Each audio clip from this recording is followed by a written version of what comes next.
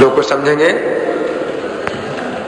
भगवान कह रहे हैं यत तो यपि कौन्ते पुरुषस्य विपश्चितः, हे कुंती पुत्र, यत्न करते हुए भी पुरुष का जो कि विपश्चित है, जो बुद्धिमान है, जो बुद्धिमान पुरुष है, वो यत्न करते हुए भी इंद्रियाणि प्रमाथिनी, प्रमथन स्वभाव वाली इंद्रियां हैं, मंथन करते हैं इंद्रियां, और उसके मन को हरण कर लेते हैं, बलपूर्वक हरण कर लेते हैं।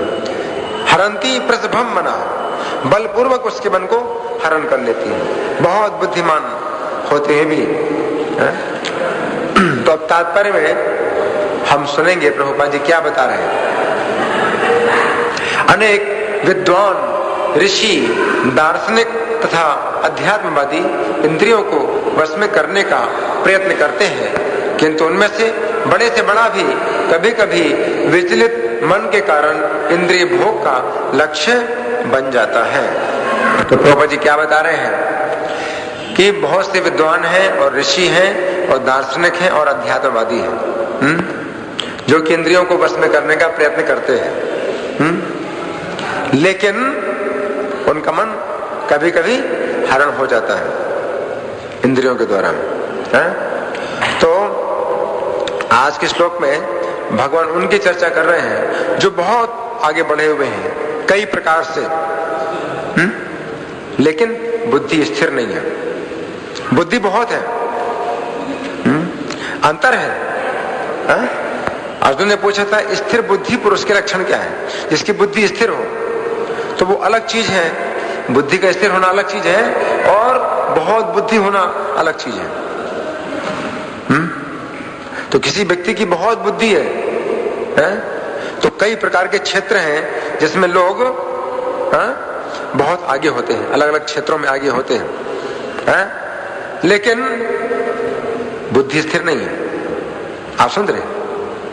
विपश्चिता शब्द बुद्धिमान के लिए आया है। तो बुद्धिमान पुरुष का जो मन है वो इंद्रियां हरण कर लेती है, लेकिन जो व्यक्ति स्थिर बुद्धि है, हो सकता है कि वो ज्यादा बुद्धिमान ना हो, लेकिन बुद्धि स्थिर है उसकी, इसलिए वो सुरक्षित रहता है ना। तो आज के श्लोक में भगवान अंतर बता रहे हैं। एक तो वो व्यक्ति जो स्थिर बुद्धि है, और बुद्धि स्थिर किसकी होती है? जो कि अपने मन को कृष्ण के चरण कमलों में लगाता है, उसकी बुद्धि स्थिर होती है। अन्यथा उसके पास बुद्धि बहुत है, उसके पास बुद्धि बहुत है, लेकिन तो भी उसका मन विचलित हो जाता है। ये प्रभुपाद जी भी बता रहे हैं। बड़े से बड़ा व्यक्ति भी विचलित हो जाता है। तो प्रभुपाद जी गिनाते हैं, एक तो विद्वान है, कोई बहुत बड़ा विद्वान हो, लेकिन भक्त नहीं है।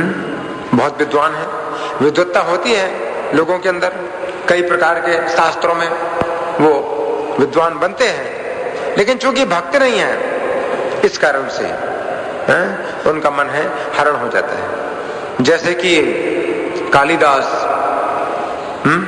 बहुत प्रसिद्ध विद्वान है। संस्कृत के साहित्य में कालिदास का वैसे स्थान है जैसे अंग्रेजी साहित्य में शेक्सपियर का। यस, तो बहुत विद्वान कालिदास, उनके संस्कृत के ग्रंथ अभी भी बहुत प्रसिद्ध हैं, लेकिन उनका जीवन बड़ा कलंकित है। उनके जीवन में आगे पता नहीं चलता क्या हुआ।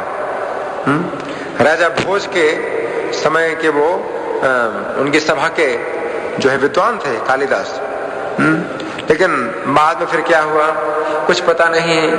एक जो मेहतरानी थी उसका पता नहीं चला और इनका पता नहीं चला, दोनों का पता नहीं चला क्या हुआ, कुछ पता नहीं। मतलब क्या है कि इंद्रियों ने मन को हरण कर लिया, और मन जब हरण हो गया तो उनके शरीर का भी पता नहीं चला। तो कालिदास का जो अंतिम जीवन चरित्र है वो अज्ञात है, कहां चले गए, कहां भाग गए। सोचो, इतना बड़ा विद्वान है ना। तो ये विद्वान है, विद्वानों का मन हरण हो जाता है और उनका भी पता नहीं चलता है। माया कैसे उड़ा देती है एक फूंक में।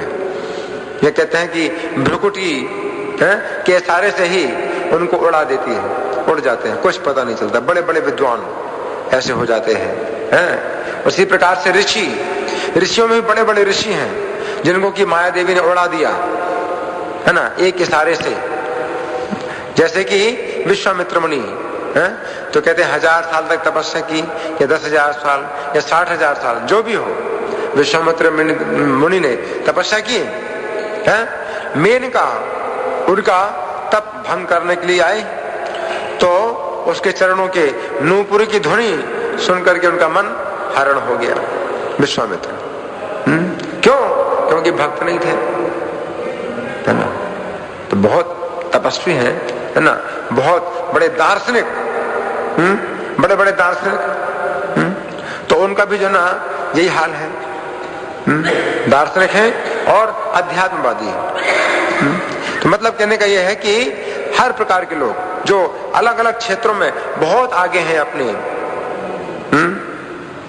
बुद्धि में, बुद्धि बहुत ज्यादा है, लेकिन चूंकि भगवान ने मन स्थिर नहीं किया इसलिए उनकी बुद्धि स्थिर नहीं होती है और इस कारण से वो जो है गिर जाते हैं, माया में गिर जाते हैं। तो आज के श्लोक में भगवान ये बता रहे हैं। क्योंकि अर्जुन ने पूछा था स्थिर बुद्धि के लक्षण क्या है ना। तो आज के श्लोक में भगवान ये बता रहे हैं कि कोई व्यक्ति बहुत बुद्धिमान क्यों ना हो, बहुत शिक्षित हो, पढ़ा लिखा हो, विद्वान हो, तपस्वी हो, है ना, कुछ भी हो, लेकिन इसका ये मतलब नहीं है कि वो स्थिर बुद्धि है। ये जरूरी नहीं है कि वो स्थिर बुद्धि है। सोचिए, जैसे अभी आजकल भी बड़े बड़े वैज्ञानिक हैं, दार्शनिक हैं, है ना, लेकिन वो क्या करते हैं, उनका चरित्र अगर देखा जाए तो वैसा ही दूषित ही चरित्र होता है, कोई पवित्र चरित्र नहीं है। बहुत आजकल भी शिक्षित लोग हैं और शिक्षा संस्थाओं में भी जो लड़के हैं जो काफी पढ़ाई लिखाई में आगे बढ़े हुए हैं, उनका भी चरित्र अच्छा नहीं है, पवित्र नहीं है, जबकि पढ़ाई लिखाई में काफी आगे बढ़े हुए हैं तो भी। तो मतलब कहने का यह है कि पुरुषस्य विपश्चिता, बहुत बुद्धिमान व्यक्ति क्यों ना हो, लेकिन उसका भी मन इंद्रियां हरण कर लेती हैं, बलपूर्वक हरण कर लेती हैं। और जबकि कोई मूर्ख भी क्यों ना हो, मूर्ख से मूर्ख भी भगवान का भजन करे तो सुरक्षित। जैसे कि हरिदास ठाकुर, है ना, मुसलमान परिवार में पैदा हुए हैं, कोई बहुत ज्यादा शिक्षित नहीं थे हरिदास ठाकुर, लेकिन भगवान के चरणों में मन को लगाया था। इसलिए हीराबाई नाम की बड़ी सुंदर वेश्या उनके पास आई और आधी रात में आई और पूरा उसने उनको अवसर दिया और उन्होंने भी डरे नहीं, हरिदास ठाकुर डरे नहीं और कहा कि बहुत अच्छी बात है, आपका इरादा बहुत अच्छा है और मैं भी बड़ा भाग्यशाली हूं कि आप मुझे अवसर दे रही हैं, लेकिन आप कृपा करके प्रतीक्षा करो और मेरा जो नियम है वो पूरा हो जाए, नाम जप की संख्या पूरी कर लूं, उसके बाद फिर आपकी भी बात सुनूंगा। इस तरह से उसको उन्होंने रात भर बिठाया और नाम जप किया। सवेरा हो गया तो माफी मांगी कि माफ करो, हमारा तो पूरा हो ही नहीं संख्या, आप कल रात में आइए कृपा करके। तो सवेरा हुआ, चली गई वो, अगली रात को फिर आई, फिर बिठाया उसको और बोला, कहा कि बस हमारा संख्या पूरी हो जाए फिर हम आपकी बात सुनेंगे। इसके बाद फिर रात भर जाप करते रहे, माफ करो हमारा तो पूरा संख्या पूरी नहीं हुई, आप अगली रात को आइए। तीसरी रात को फिर आई, फिर ऐसे करते रहे और 3 रात लगातार उसने नाम का कीर्तन सुना और उसकी बुद्धि बदल गई, उसकी बुद्धि शुद्ध हो गई और अब वो बोली कि अब मैं वापस नहीं जाऊंगी उस संसार में जहां से तुमने मुझे निकाला है। ठाकुर, मैं तुमको उस संसार में गिराने के लिए आई थी, लेकिन तुमने मुझे निकाल दिया संसार से बाहर, अब मुझे इस संसार में वापस नहीं गिरना है, अब मुझे अपने चरणों की शरण दो। और हरिदास ठाकुर कहते हैं कि इसीलिए मैं इस कुटिया को छोड़ के नहीं गया था अभी तक। मुझे पता था कि रामचंद्र खान ने क्या योजना बनाई है और तुम किस लिए मेरे पास आई थी, मुझे पता था। और मैं चाहता तो चला गया होता, लेकिन मैं नहीं गया था। मैं इसी की प्रतीक्षा में था, तुम्हारी ही प्रतीक्षा कर रहा था। और अब तुम यहाँ रहो, तुम्हारा जितना धन संपत्ति है उसको साधु संतों की सेवा में लगाओ, अपना घर छोड़ करके इधर रहो और 3 लाख नाम की संख्या पूरी करो। यहाँ पर तुलसी का वृक्ष है और बस तुम्हें और कुछ नहीं करना है। तो उस हीराबाई वेश्या को उन्होंने अपना शिष्य बनाया और वो चले गए और हीराबाई वो हरिदास ठाकुर की कुटिया में रहने लगी और वो महान भक्त बन गई और वो उसकी पूजा होने लगी। रामचंद्र खान जो कि हरिदास ठाकुर को बदनाम करना चाहता था और उनको बदनाम करने के लिए ही हीराबाई नाम की सुंदर वेश्या को भेजा था, उसकी योजना में पानी फिर गया। हरिदास ठाकुर तो गिरे नहीं, बल्कि उस वेश्या को भी उन्होंने पवित्र कर दिया। तो ये मतलब है कि बहुत अधिक शिक्षित नहीं है हरिदास ठाकुर, और किसी भी क्षेत्र में कोई बहुत बड़े विद्वान या बुद्धिमान या निपुण नहीं थे, लेकिन केवल भगवान के चरणों में मन को लगाने से देखो माया को जीत लिया। और दूसरी घटना और भी है, चैतन्य चरितामृत में बताया गया है कि साक्षात माया देवी उनके पास आई, उनकी परीक्षा लेने के लिए आई हरिदास ठाकुर की। और सोचो अगर माया देवी अपना रूप बनाए तो कैसा रूप होगा वो। अगर माया देवी खुद अपना रूप बनाए तो उसने जो है कई प्रकार की अपनी चेष्टाएं की हरिदास ठाकुर के सामने और कई प्रकार की मुद्राएं दिखाई उसको, लेकिन हरिदास ठाकुर यही कहते रहे कि मेरा नाम संख्या अभी पूरा नहीं हुआ। और इस तरह से 3 रात तक उसको भी हरे कृष्ण महामंत्र का जप सुनाते रहे और वो जो माया देवी है उसने भी उनको समर्पण कर दिया। और बोली कि हरिदास ठाकुर अब मुझे अपना शिष्य बनाओ। शिव जी ने मुझे राम मंत्र की जरूर दीक्षा दी है, लेकिन अब मैं तुमसे इस कृष्ण मंत्र की दीक्षा लेना चाहती हूँ। तो हरिदास ठाकुर से माया देवी ने, साक्षात माया देवी ने हरे कृष्ण मंत्र की दीक्षा प्राप्त की। सोचो कैसा आश्चर्य है। ऐसे व्यक्ति से जो कि पढ़े लिखे नहीं थे। हरिदास ठाकुर को नहीं कहा जाता है कि कोई बहुत बड़े विद्वान थे या शास्त्रों को उन्होंने पढ़ा लिखा है, कुछ नहीं। तो भी तो कहने का मतलब यह है कि जो व्यक्ति बहुत पढ़ा लिखा हो, बहुत विद्वान हो, बहुत ज्ञानवान हो, चतुर हो और निपुण हो, कई चीजों में निपुण है, वो तो गिर जाता है माया के सामने, है ना।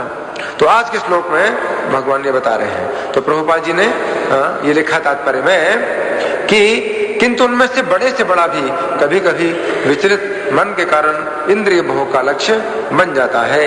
यहाँ तक कि विश्वामित्र जैसे महर्षि तथा पूर्ण योगी को भी मेनका के साथ विषय भोग में प्रवृत्त होना पड़ा, यद्यपि वे इंद्रिय निग्रह के लिए कठिन तपस्या तथा योग कर रहे थे।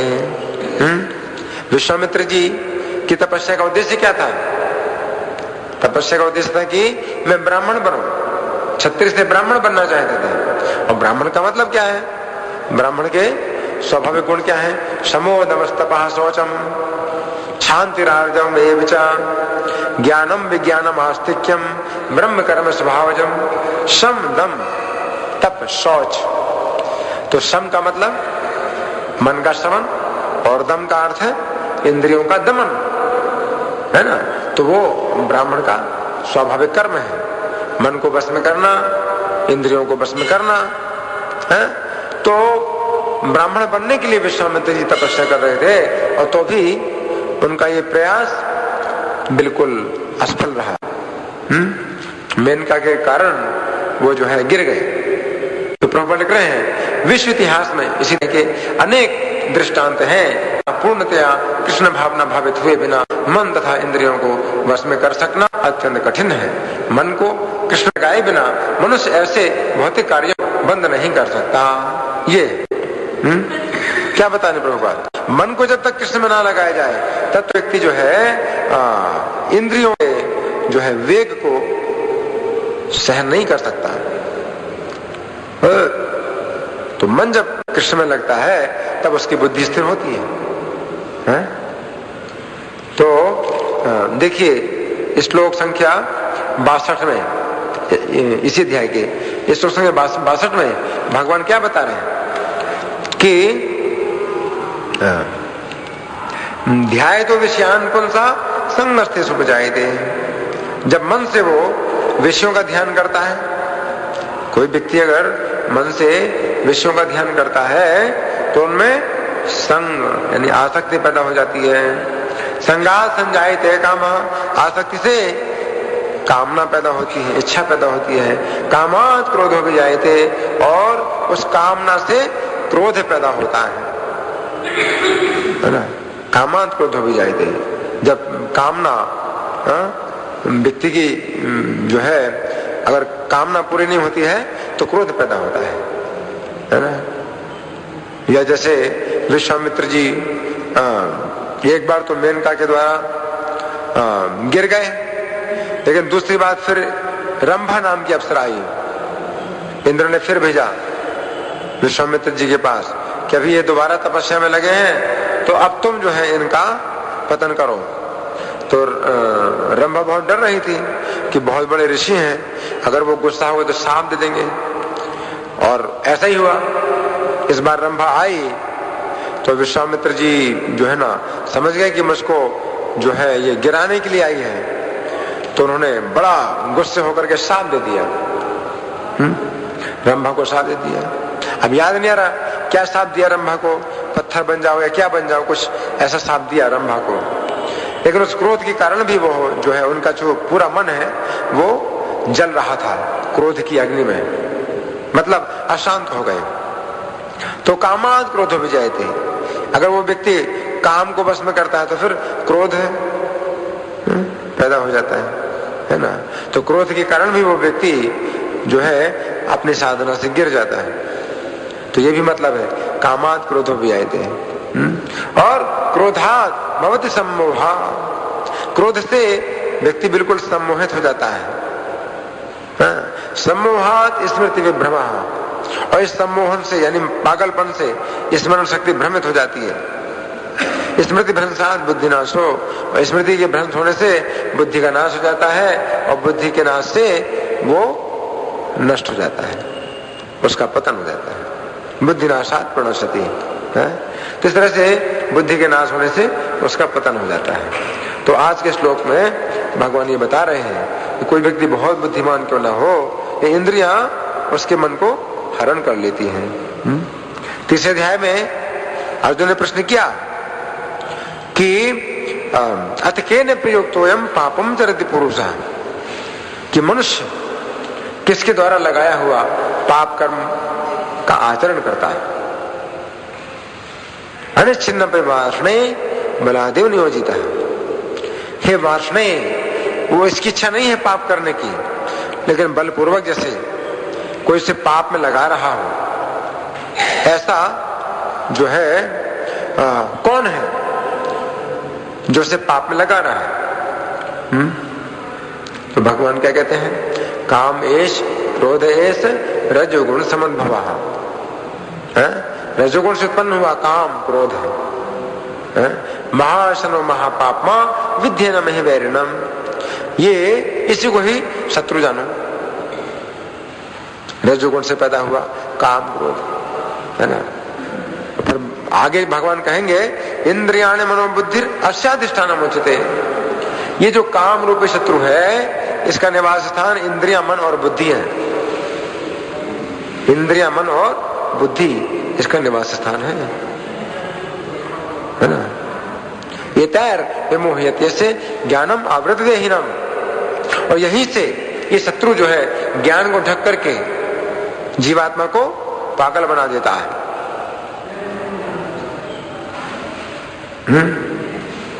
तस्मात् तुम इंद्रियाण्यादो नियम भरतर्षभ। फिर भगवान कहते हैं इसलिए सबसे पहले इंद्रियों को बस में करके, हे अर्जुन, सबसे पहले अपनी इंद्रियों को बस में करके, पापमानम प्रजयनम ज्ञान विज्ञान नाशनम, इस पापी को तुम मारो, इस पापी शत्रु को तुम मारो, काम रूपी शत्रु को मारो। है? तो ये अब देखिए इंद्रियाणि, आज के श्लोक में भगवान क्या कह रहे हैं, इंद्रियाणि प्रमाथेनि हरन्ति प्रसभम्मनः। ये काम रूपी जो शत्रु है इंद्रियों में बैठा हुआ है, और कोई व्यक्ति अगर अपनी इंद्रियों को नहीं लगाता भगवान की सेवा में, इंद्रियों को बस में नहीं करता, ये शत्रु को नहीं मारता, तो इंद्रियां मन को हरण कर लेती हैं। और फिर जो मन है वो बुद्धि को हरण कर लेता है ना। वही इंद्रिय जो है मन को हरण कर लेती है, और वही फिर जो मन है वो बुद्धि को हरण कर लेती है। देखिए बुद्धि को हरण करती है इंद्रिय, इसको देखिए एक श्लोक है इसमें, श्लोक संख्या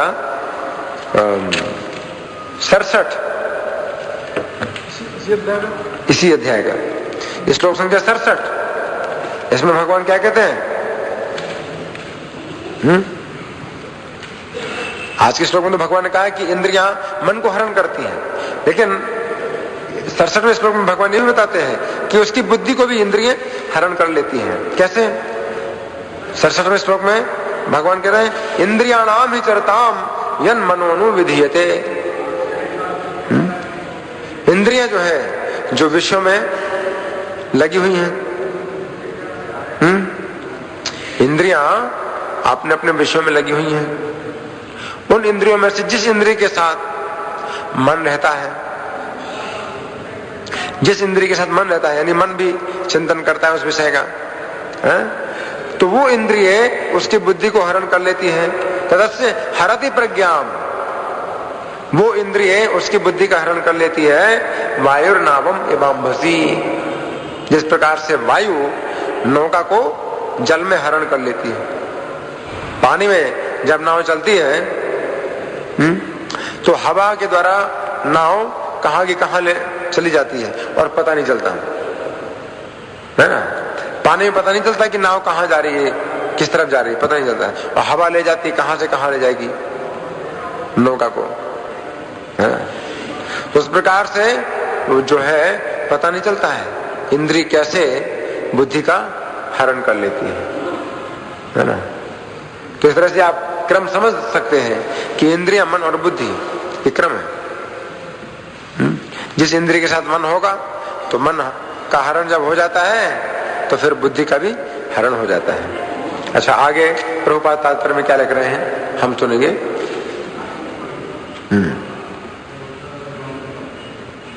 परम साधु तथा भक्त यामुनाचार्य ने एक व्यावहारिक उदाहरण प्रस्तुत किया है। वे कहते हैं, अब ये जो श्लोक प्रभुपाद जी उद्धृत कर रहे हैं, इसको प्रभुपाद कई बार उद्धृत करते हैं, कई स्थानों पर उद्धृत करते हैं। यद्यवधि मम चेतः कृष्ण पादारविंदे नव नव रस धामन्योद्यतम रंतुमासीन तदवधि मत नारी संगमे स्मर्यमाने भवति मुख्य विकारः सुष्ठु निष्ठीवनम च। जब से मेरा मन भगवान कृष्ण के चरणार बिंदों की सेवा में लग गया है, और जब से मैं नित्य नव दिव्य रस का अनुभव करता रहा हूं, तब से स्त्री प्रसंग का विचार आते ही मेरा मन उधर से फिर जाता है और ऐसे विचार पर थू थू करता हूं। क्या कह रहे हैं यामुनाचार्य? आप लोग जानते हैं यामुनाचार्य कौन है? रामानुजाचार्य के गुरु हैं। कृष्ण के चरण कमलों में नवीन रस को प्राप्त कर रहा है। तब से क्या हो गया मुझको?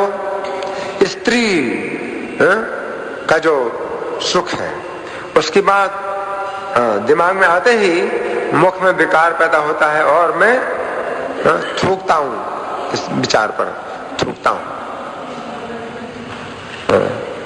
तो ये मतलब ये है व्यवहारिक विरक्ति। कितनी व्यवहारिक है। जबकि पिछले श्लोक में भगवान ने भी बताया था कि कोई व्यक्ति अगर विषयों से दूर रहता है ना, तो ठीक है, वो विषयों को तो छोड़ देता है, विषय तो उससे दूर हो जाते हैं, लेकिन उसमें रस नहीं दूर होता है ना। उसकी जो है इच्छा रहती है, भोगों की इच्छा बनी रहती है। लेकिन आज के श्लोक में भगवान बता रहे हैं कि हाँ, और ऐसा बुद्धिमान व्यक्ति वो सब विषयों को छोड़ने के बावजूद भी कभी अगर उसके सामने विषय भोग आते हैं तो उसका मन फिर बलपूर्वक हरण हो जाता है। और एक भक्त के उदाहरण को प्रस्तुत करते हुए प्रभुपाद जी क्या बता रहे हैं कि उसके सामने भोग वासना के विचार आते हैं तो भी वो उसको बड़ी अरुचि होती है, इन चीजों बड़ी अरुचि होती है, थू थू करता हूं। आगे प्रभुपाद कह रहे हैं कृष्ण भावनामृत इतनी दिव्य सुंदर वस्तु है कि इसके प्रभाव से भौतिक भोग स्वतः नीरस हो जाता है। ये वैसा ही है जैसे कोई भूखा मनुष्य प्रचुर मात्रा में पुष्टिदायक भोजन करके अपनी भूख मिटा ले। अब यहां पर प्रभुपाद जी का उदाहरण दे रहे हैं। कोई व्यक्ति भूखा है, उसको बहुत सुंदर व्यंजन मिल गए, खा लिया, है ना, अब उसकी खाने की इच्छा नहीं होती। लेकिन दूसरा व्यक्ति जो भूखा है उसको आप भोजन देते हैं, क्योंकि वो बहुत भूखा है। अगर उसको पता भी चलता है कि मान लो भाई इसमें कुछ मिलावट है, थोड़ा बहुत अगर कुछ गलत चीजों की भी मिलावट है, जहरीला भी है, तो वो खाता है। क्यों? बहुत भूखा है, क्योंकि बहुत भूखा है, इसलिए भोजन में अगर वो उसको पता भी चल जाए कि कुछ जहरीली चीजें भी इसमें मिली हुई हैं, तो ही वो खाता है, क्योंकि भूखा है ना। तो ये अंतर है कृष्ण भक्ति के रस से, क्योंकि वो तृप्त है, संतुष्ट है, इस कारण से विषय रस को जो है ना वो नहीं लेना चाहता। उसी प्रकार से जैसे कोई व्यक्ति अच्छे भोजन पदार्थ खा करके संतुष्ट हो गया, तो जहरीला भोजन वो खाना नहीं चाहता। जहरीला भोजन वो क्यों खाएगा? उसने खा लिया, अच्छा, उसका खूब पेट भरा हुआ है ना, तो नहीं खाना चाहता है ना। और बाकी इस भौतिक संसार में जितने भी जीव हैं वो भूखे हैं, उन्हें कुछ सुख चाहिए है ना।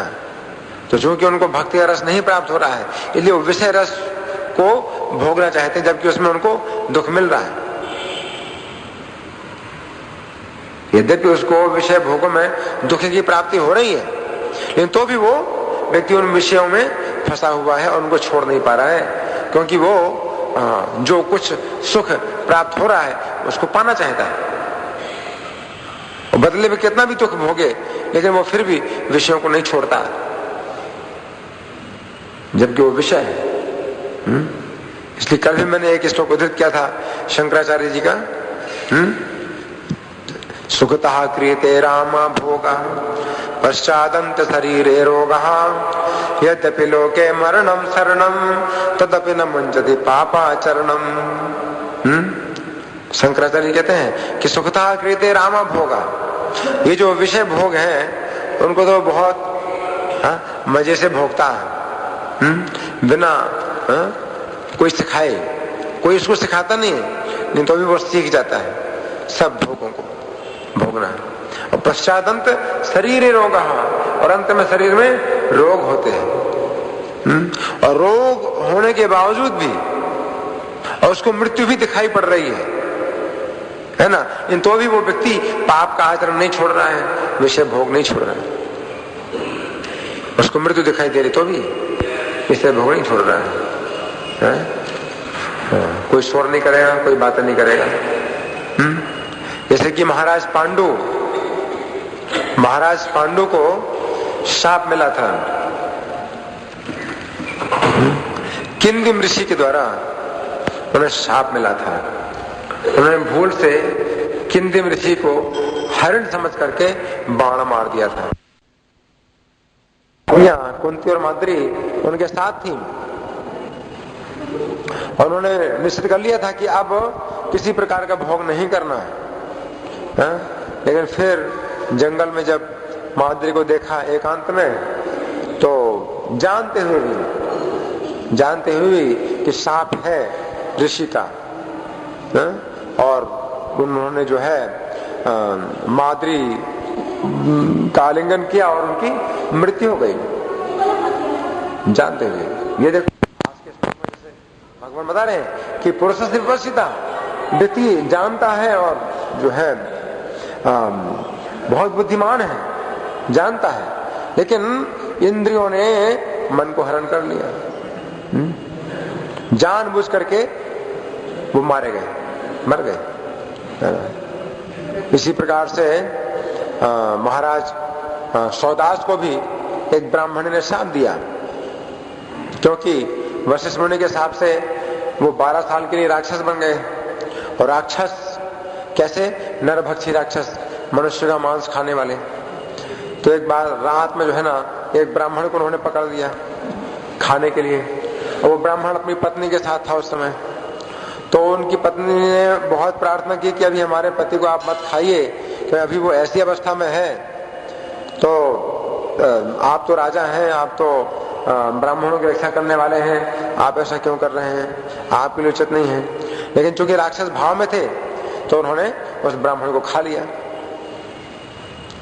तो उस ब्राह्मण की हड्डियों को इकट्ठा करके ब्राह्मण पत्नी चिता में जल गई, सती हो गई। लेकिन जलते जलते उसने शाप दिया राजा को कि अब मैं शाप देता हूं कि जब तुम अपनी पत्नी के साथ होगे तो तुम्हारी भी मृत्यु हो जाएगी। तो महाराज सौदास की पत्नी थी मदयंती।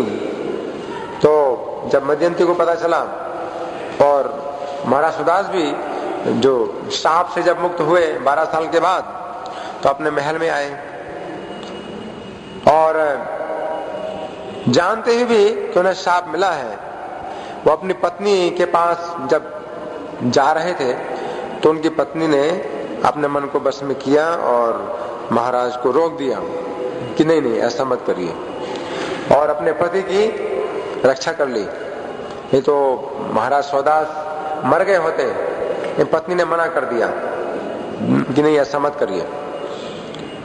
तो पत्नी की जो है तपस्या से महाराज सौदास की प्राण रक्षा हो गई, नहीं तो वो भी मर गए होते। तो मतलब कहने का ये है कि इंद्रियां जो है इतनी बलवान है, इतनी चंचल है, इतनी मंथन करने वाली है कि वो बलपूर्वक बुद्धिमान व्यक्ति के मन का भी हरण कर लेती हैं। लेकिन भक्त के लिए ये जो, तो क्या कह रहे हैं?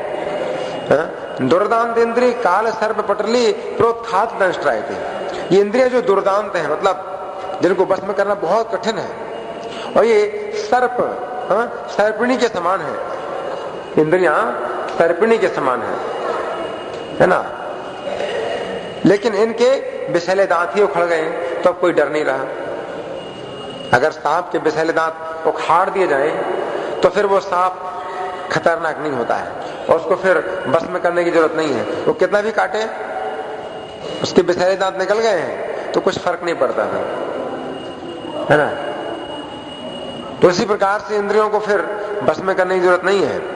जो भक्त है उसकी इंद्रियों को बस में करने की जरूरत नहीं है, क्योंकि उसकी इंद्रियों में ये जो राग द्वेष है वो निकल चुका है ना। जो इंद्रियों में जो राग द्वेष था वो निकल चुका है ना। एक प्रकार से समझिए कि जो भक्त है वो रजोगुण से ऊपर उठ जाता है। इसलिए इंद्रियों में जो काम है, काम शत्रु है, वो जो कि नष्ट हो चुका है। इस कारण से उस इंद्रियों से कोई खतरा नहीं होता। जो बड़े बड़े योगी हैं, ज्ञानी हैं, तपस्वी हैं, ऋषि हैं, उनको अपनी इंद्रियों से बड़ा खतरा रहता है। लेकिन जो भक्त है उसको अपनी इंद्रियों से कोई खतरा नहीं रहता, क्योंकि इंद्रियों में जो काम शत्रु है वो नहीं रहा। दूसरे शब्दों में उसकी इंद्रियां पवित्र हो जाती हैं, उसकी इंद्रियां पवित्र हो जाती हैं, इस कारण से उसमें कोई खतरा नहीं रहता है। तो प्रभुपाद जी ये बता रहे हैं, ये वैसा ही है जैसे कोई भूखा मनुष्य प्रचुर मात्रा में पुष्टिदायक भोजन करके अपनी भूख मिटा ले। महाराज अम्बरीश भी परम योगी दुर्वासा मुनि पर इसीलिए विजय पा सके क्योंकि उनका मन निरंतर कृष्ण भावनामृत में लगा रहता था। सवे मनः कृष्ण पदार विंदयो वचांसि वैकुंठ गुणानुवर्णने। अब देखिए दुर्वासा मुनि और अम्बरीश महाराज, इन दो की तुलना प्रभुपाद जी कर रहे हैं। दुर्वासा मुनि क्या है? बहुत बड़े तपस्वी है ना। दुर्वासा मुनि बहुत बड़े तपस्वी हैं। दुर्वासा का मतलब जानते क्या होता है? कोई जानता है दुर्वासा का मतलब क्या है? दूर्वा, दूर्वा समझते हैं? घास। दूर्वा का मतलब है घास। आशा का मतलब खाने वाला। जो व्यक्ति दूर्वा खाए, दूर्वा घास, घास का रस पीते थे तो वो दुर्वासा मुनि। सोचो कितनी तपस्या है। जो दूर्वा का रस पीता है वो दुर्वासा है। कितने तपस्वी हैं दुर्वासा मुनि। और अम्बरीश महाराज की ऐसी कोई तपस्या नहीं है, वो तो 56 प्रकार के भोग हैं, भगवान को भोग लगाते हैं और फिर खाते प्रसाद भगवान को। उनकी कोई तपस्या नहीं। और दुर्वासा मुनि इतने तपस्वी दूर्वा का रस पी करके रहते हैं। उनका शरीर एकदम दुर्बल हो चुका है तपस्या के कारण, है ना। लेकिन अम्बरीश महाराज ने अपने मन को कृष्ण के चरण कमलों में लगाया हुआ है ना। इसलिए उनमें काम नहीं है, क्रोध नहीं है। दुर्वासा मुनि ने काम को तो जीत लिया लेकिन क्रोध है, क्रोध को नहीं जीत पाए, है ना। तो इसलिए प्रभुपाद जी बता रहे कि अम्बरीश महाराज की विजय हुई दुर्वासा मुनि के ऊपर, क्योंकि उनके अंदर काम और क्रोध दोनों ही नहीं है। तो आप लोग घटना जानते हैं कि अम्बरीश महाराज के महल में दुर्वासा मुनि आए। किस समय आए? सवेरे के समय आए। उसके पहले दिन एकादशी का व्रत किया अम्बरीश महाराज ने, तो अगले दिन सवेरे पारण कर रहे थे, एकादशी का पारण कर रहे थे। तो व्रत को तोड़ना जरूरी होता है। उस समय दुर्वासा मुनि आए तो अम्बरीश महाराज ने उनको जो भोजन कर रहे थे वो दुर्वासा मुनि की सेवा में दिया कि आप ग्रहण करिए। तो दुर्वासा मुनि तो जो है एकादशी का व्रत नहीं करते थे, तो उन्होंने कहा कि देखो तुम बैठो अभी और मेरी प्रतीक्षा करो, मैं अभी यमुना जी में स्नान करने जा रहा हूं। जब मैं स्नान करूंगा तब फिर भोजन करूंगा, उसके बाद तुम भोजन करोगे। अम्बरीश महाराज का जो आ गया।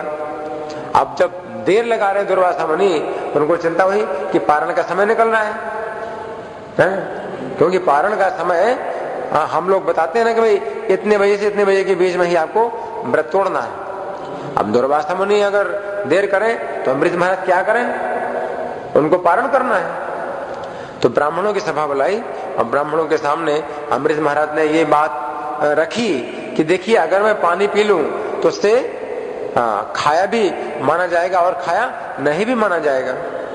तो निर्जल एकादशी, चूंकि उन्होंने निर्जला एकादशी करी थी, तो पारण पानी से भी कर सकते हैं। अगर निर्जला कोई एकादशी करता है, पानी भी नहीं पीता एकादशी को, तो पानी पी करके भी पारण कर सकता है। अगर कुछ ना मिले अन्न वगैरह तो पानी पी करके भी पारण कर सकते हैं। तो अम्बरीश महाराज ने पानी पी करके पारण कर लिया और दुर्वासा मुनि की प्रतीक्षा कर रहे थे कि जब वो भोजन करेंगे तो फिर मैं भी भोजन करूंगा। तो दुर्वासा मुनि बहुत देर लगा करके आए।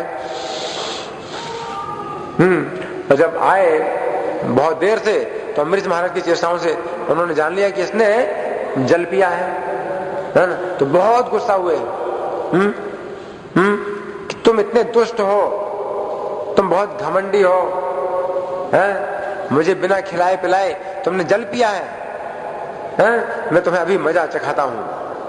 इस तरह दुर्वासा मुनि बहुत गुस्से में कांप रहे थे और अपने सिर में जटा की एक लठ उखाड़ करके और जमीन में पटकी और उससे एक कृत्या उत्पन्न हुई, बड़ी भयानक कृत्या।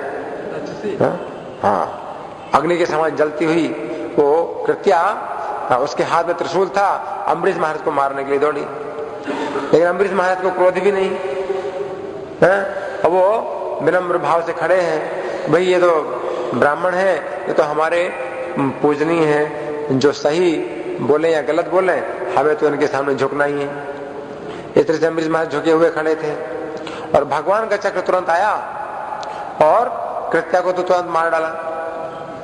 भगवान का चक्र अम्बरीश महाराज की रक्षा के लिए आया, कृत्या को तुरंत मार डाला और दुर्वासा मुनि के पीछे पड़ गया। उस समय दुर्वासा मुनि भागे। तो जिस स्थान में जाए भगवान का चक्र दुर्वासा मुनि के पीछे लगा हुआ है। तो दुर्वासा मुनि यहां तक कि सुमेरु पर्वत की घाटी में भी पहुंचे, जहां सूर्य का प्रकाश कभी नहीं जाता है, घोर अंधकार है, लेकिन सुदर्शन चक्र में तो हजारों सूर्य का प्रकाश है। इस सुदर्शन चक्र को कोई कठिनाई नहीं है, दुर्वासा मुनि के पीछे लगा हुआ है।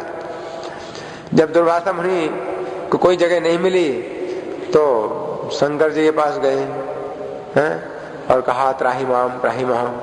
शंकर जी कहते हैं, कह रहे ये भगवान का चक्र है जो तुम्हारे पीछे लगा हुआ है, अगर मैं तुम्हारी रक्षा करूंगा तो मेरा भी लोक जल जाएगा, फिर मैं भी खतरे में पड़ जाऊंगा, इसलिए तुम जाओ भैया, यहाँ कोई जगह नहीं तुम्हारे लिए। ब्रह्मा जी के पास गए, बल्कि पहले ब्रह्मा जी के पास गए। जब ब्रह्मा जी ने देखा, अरे ये तो विष्णु का चक्र है, मैं कैसे रक्षा करूंगा, जाओ जाओ भैया हमारे स्थान को बचाओ, जाओ। तो जब शिव जी के पास गए तो शिव जी ने भी ऐसे उत्तर दिया। शिव जी ने कहा कि देखो भैया तुम जाओ विष्णु जी की शरण में, उनका चक्र है, वही रक्षा कर सकते हैं। तो फिर जब विष्णु के शरण में गए वैकुंठ में, तो भगवान क्या कहते हैं, अहम भक्त पराधीनो है स्वतंत्र विजय। देखो भक्ति की इंद्रियां तो छोटी चीजें, भगवान तक बस में होते हैं। भक्त के बस में तो भगवान है, फिर इंद्रियां क्या करेंगे उसका। तो भगवान क्या कहते हैं, अहम भक्त पराधीनो या स्वतंत्र द्विज, कि हे द्विज मैं भक्त के पराधीन हूं, मैं तो भक्त के बस में रहता हूं, बिल्कुल स्वतंत्रता नहीं है मेरे अंदर। या स्वतंत्र द्विज, जैसे मेरे पास बिल्कुल भी स्वतंत्रता नहीं है। मतलब कहने का यह है, भगवान कह रहे हैं कि मैं कुछ नहीं कर सकता हूं, अभी तुम्हारी रक्षा नहीं कर सकता हूं, क्योंकि मैं भक्त के बस में हूं। तो भक्त के बस में होने के कारण भगवान फिर सही गलत कुछ नहीं देख पाते हैं। उनको केवल एक दिखाई पड़ता है कि मेरे भक्त का अपराध हुआ है, इसलिए वो फिर माफ नहीं करते किसी को। भगवान का ये कहना है। दुर्वासा मुनि उनके शरण में पड़े हैं और ये कहा जाता है भगवान को असरण शरण, कि जिसकी कोई शरण नहीं है उसको शरण देने वाले हैं, लेकिन यहाँ पर वो भी काम नहीं चल रहा। दुर्वासा मुनि को कहीं शरण नहीं मिल रही तो भगवान की शरण ले रहे हैं, लेकिन भगवान शरण नहीं दे सकते हैं, क्योंकि भगवान क्या है, भक्त के बस में है। अभी भगवान का भी दिमाग काम नहीं करता है। जब भक्त का अपराध होता है तो भगवान का भी दिमाग काम नहीं करता है, और भगवान भी जो है शरण नहीं दे सकते कोई उनकी शरण में आए तो भी। तो भगवान कहते हैं क्या स्वतंत्र थे, अभी मैं बिल्कुल स्वतंत्र नहीं हूं, मतलब अपने होश में नहीं हूं। भगवान कहने का ही मतलब मैं अपने होश में नहीं हूं, तो मेरे भक्त का अपराध हुआ है इसलिए। साधु फिर ग्रस्त है देव, मेरा हृदय ग्रस्त है साधुओं के द्वारा, साधु मेरे हृदय को ग्रस्त कर लेते हैं, पकड़ लेते हैं। भक्तैर भक्त जन प्रिय, मैं भक्तों का प्रिय हूं, है ना। फिर भगवान कहते हैं दुर्वासा मुनि से, तपो विद्या च विप्राणाम निश्रेयस करे उभे, कि विप्रों के लिए जो तपस्या और विद्या है ये बड़ी कल्याणकारी होती है। पहले तो भगवान ने द्विज कहा, फिर विप्र कहा। ब्राह्मण के तीन स्तर हैं, पहला स्तर है द्विज, और दूसरा है विप्र, और तीसरा होता है वैष्णव। द्विज से ऊपर विप्र है और विप्र से भी ऊपर वैष्णव होता है। अम्बरीश महाराज तो वैष्णव है, जबकि दुर्वासा मुनि द्विज के धरातल पर या विप्र के धरातल पर है। द्विज के धरातल पर कोई व्यक्ति तपस्या करता है, तपस्वी होता है ना? और विप्र के धरातल पर वो व्यक्ति तपस्या और विद्या का अभ्यास करता है, शास्त्रों का अभ्यास करता है, तो विप्र आगे है। तो भगवान कहते हैं विप्र के लिए तपस्या और विद्या तो कल्याणकारी है, लेकिन वो दुर्विनीत अगर हो जाए, तएव दुर्विनीतस्य कल्पेते कर्तुम अन्यथा, अगर वो दुर्विनीत हो जाए, मतलब अगर भक्त का अपराध करे, वैष्णवों का अपराध करे, तो यही तपस्या और उसकी जो विद्वत्ता है वो उसका ही उल्टा करते हैं। मतलब ये कल्याणकारी है तपस्या और विद्या, लेकिन जब भक्त का अपराध होता है तो फिर यही तपस्या और विद्या उसके लिए विनाशकारी हो जाती है, उसका ही नुकसान होता है अपनी तपस्या और विद्या के द्वारा। तो इस तरह से भगवान ने दुर्वासा मुनि को जब जवाब दिया और भगवान ने कहा कि तुम अम्बरीश महाराज की शरण में जाओ जिनका तुमने अपराध किया है ना? और दुर्वासा मुनि अम्बरीश महाराज की शरण में गए। और अम्बरीश महाराज पहले से ही अपने को छोटा समझते थे। दुर्वासा मुनि ने जब उनके चरणों में गिरे तो अम्बरीश महाराज को बड़ी लज्जा आई, उनको घमंड नहीं आया कि देखो मेरा अपराध किया था और अब आए मेरे पैरों में गिर रहे हैं, मैं कितना बड़ा भक्त हूं। अम्बरीश महाराज ने ये नहीं सोचा है। अम्बरीश महाराज को बड़ी शर्म आ रही थी और 1 साल पूरा बीत गया था, 1 साल पूरा बीत गया था। दुर्वासा मुनि भागते रहे और अम्बरीश महाराज 1 साल तक पानी ही पी करके रहे कि भाई ऋषि को जो ना भोजन नहीं कराया है मैंने, तो मैं कैसे भोजन करूं। तो 1 साल तक बेचारे पानी पी करके रहे। और जब दुर्वासा मुनि उनके चरणों में गिरे तो उनको बड़ी शर्म आ रही थी और वो सुदर्शन चक्र से प्रार्थना कर रहे थे कि आप शांत हो जाओ, ये तो हमारे कुल देवता हैं। और इस तरह से जो है सुदर्शन चक्र शांत हुआ और दुर्वासा मुनि ने फिर एक भक्त का प्रभाव देखा कि भक्त में कितना प्रभाव है? मतलब उसके अंदर काम नहीं है, क्रोध नहीं है, लोभ नहीं है ना? काम, क्रोध, लोभ, मोह नहीं है, मद, घमंड नहीं है और ईर्ष्या नहीं है। काम, क्रोध, लोभ, मोह, मद, मत्सर, ये 6 शत्रुओं से मुक्त है भक्त, है ना? तो ये भक्त की जो है ना विशेषता है। और इस प्रकार से प्रभुपाद जी बता रहे हैं कि अम्बरीश महाराज ने दुर्वासा मुनि के ऊपर विजय प्राप्त की। तो आज के श्लोक में भगवान ने जो कहा है कि बहुत बड़ा व्यक्ति जो विद्वान ही क्यों ना हो, उसकी भी इंद्रियां बलपूर्वक उसके मन को हरण कर लेती हैं। तो इसमें प्रभुपाद जी समझा रहे हैं हमको कि जो भक्त है वही इन इंद्रियों के बस में नहीं होता है। बाकी जितने भी बड़े बड़े योगी हैं, तपस्वी हैं, वो सब इंद्रियों के बस में हो जाते हैं। अब दुर्वासा मुनि काम के बस में नहीं हुए तो क्रोध के बस में हो गए, और क्रोध के बस में ही उनकी इंद्रियां एकदम कांप रही हैं। पूरे शरीर में जो है उनकी जो इंद्रियां हैं वो व्यथित हो रही हैं, क्रोध की अग्नि से जली जा रही हैं, है ना? तो ये अंतर है भक्त में और अभक्त में, ये अंतर है। कोई व्यक्ति बहुत बड़ा तपस्वी हो सकता है, विद्वान हो सकता है, बहुत बड़ा दानी हो सकता है, बहुत बड़े बड़े यज्ञ कर सकता है, लेकिन अगर वो भक्त नहीं है तो इंद्रियों को वो बस में नहीं कर सकता है। कोई प्रश्न किसी का? आपका? विप्र और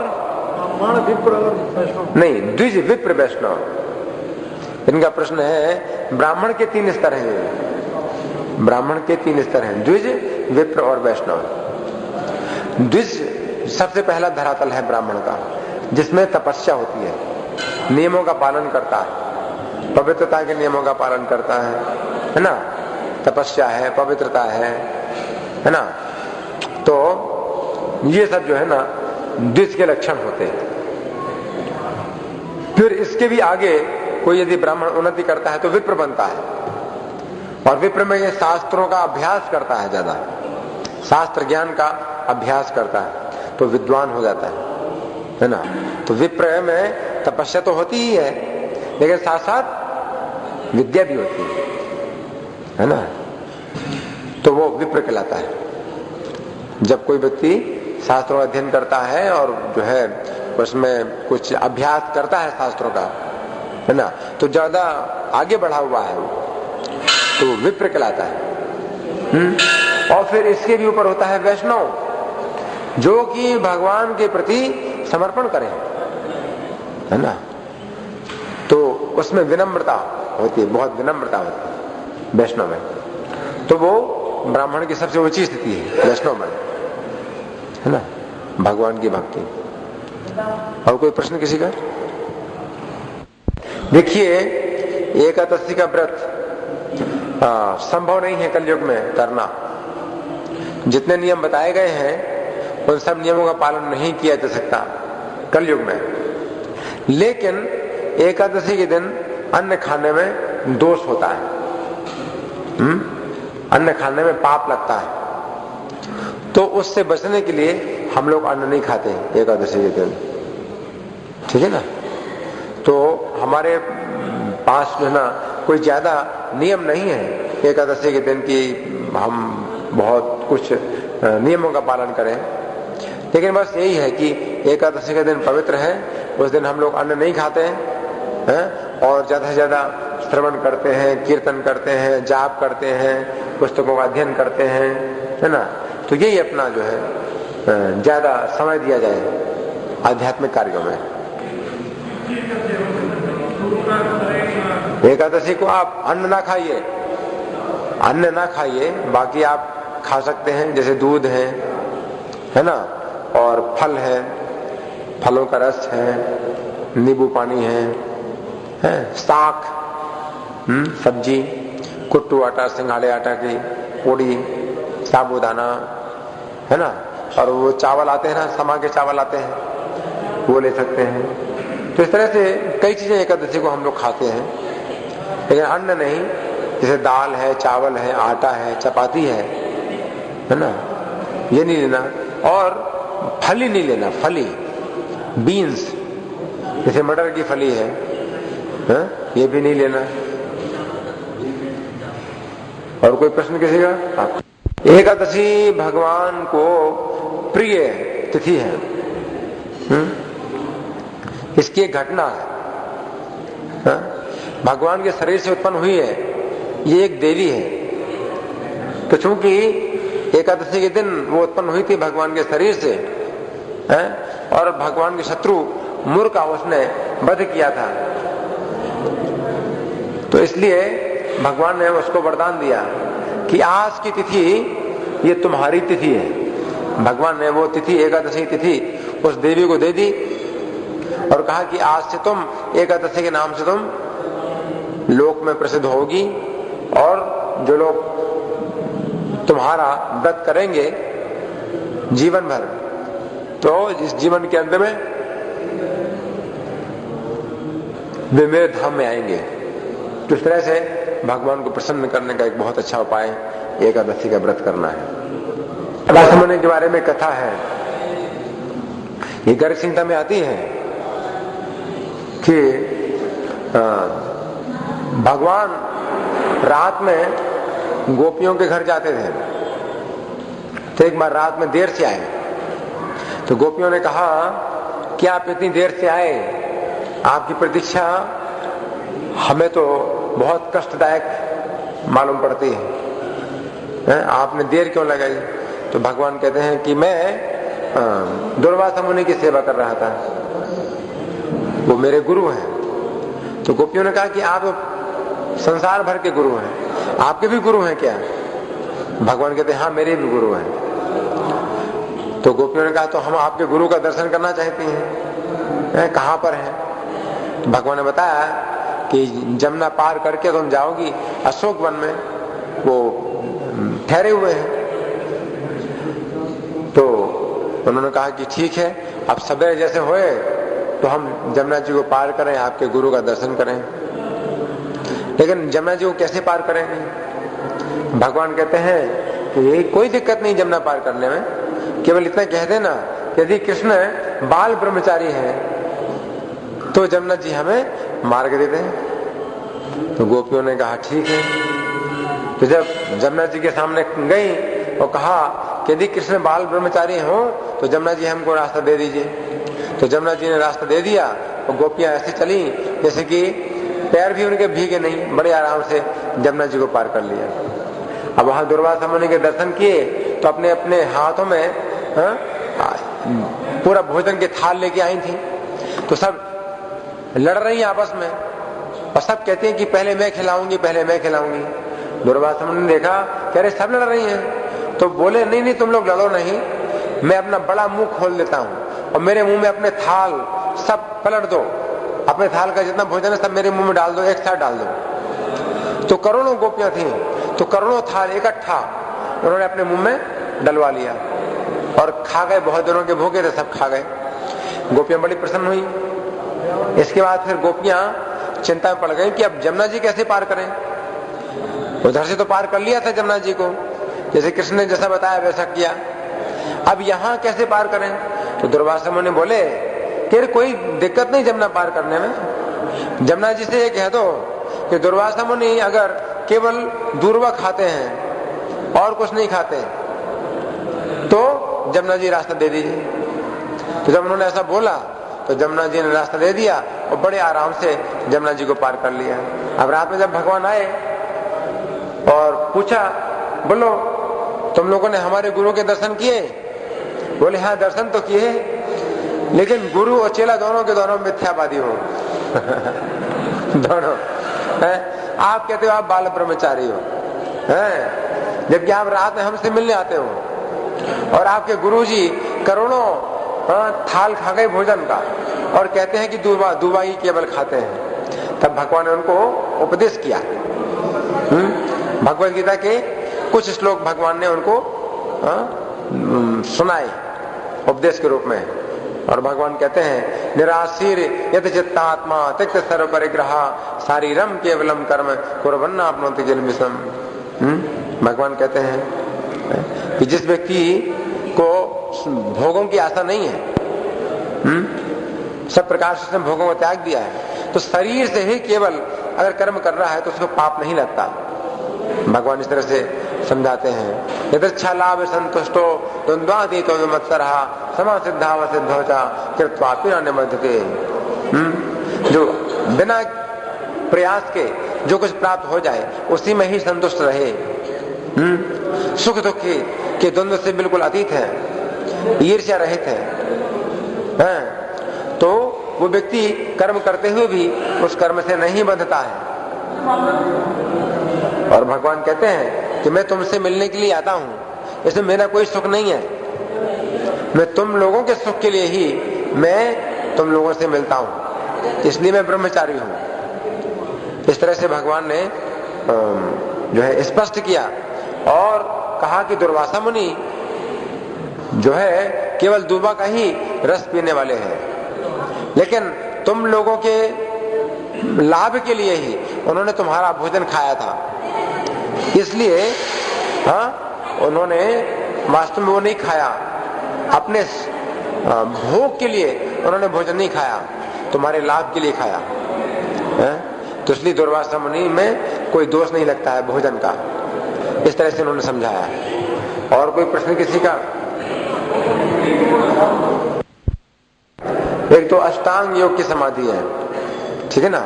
अष्टांग योग में जो है 8 अंग होते हैं, यम नियम आसन प्राणायाम प्रत्याहार धारणा ध्यान समाधि। तो वो जो समाधि होती है उसमें तो व्यक्ति का शरीर निश्चेष्ट होता है, उसमें शरीर में कोई चेष्टा नहीं होती है, एक आसन पर बैठा हुआ है, हिलता डुलता नहीं है, वो समाधि होती है।